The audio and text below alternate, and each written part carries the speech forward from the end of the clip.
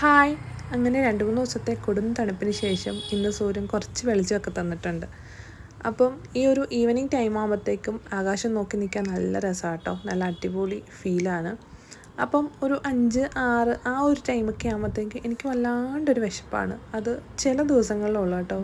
ഒരു ഒന്നൊന്നര വിശപ്പ് തന്നെ ആയിരിക്കും. ആ ഒരു സമയത്തായിരിക്കും നമ്മുടെ കിച്ചണിൽ കാര്യമായിട്ട് കഴിക്കാൻ ഒന്നും കാണില്ല. പിന്നെ നമ്മൾ തപ്പിയൊക്കെ നോക്കുമ്പോഴത്തേക്കും എല്ലാ കിച്ചണിലും ഒന്നുമില്ലെങ്കിലും ഈ 2 സാധനങ്ങൾ എന്തായാലും കാണുമായിരിക്കും. അപ്പോൾ എനിക്ക് മാഗീനെക്കാളും കൂടുതലും ഇഷ്ടം ഇപ്പി തന്നെ കേട്ടോ. അപ്പോൾ ആ വിശപ്പിൻ്റെ വീട് പോകുന്നതിന് മുമ്പ് ഇപ്പി ഉണ്ടാക്കി കഴിക്കാമെന്ന് ഓർത്തു. ഒരുപാട് ആർഭാടങ്ങളൊന്നുമില്ല, ജസ്റ്റ് ഒന്ന് വേവിച്ച് കഴിക്കുന്നതേ ഉള്ളൂ. വേണമെങ്കിൽ കുറച്ച് വെജിറ്റബിൾസും എഗ്ഗൊക്കെ ഉണ്ടാക്കിയിട്ട് നല്ല ആഡംബരത്തിൽ കഴിക്കാം. പക്ഷെ അതൊക്കെ റിസ്ക്കാണ്, പണിയാണ്, നമ്മൾ തന്നെ എല്ലാം ചെയ്യണം.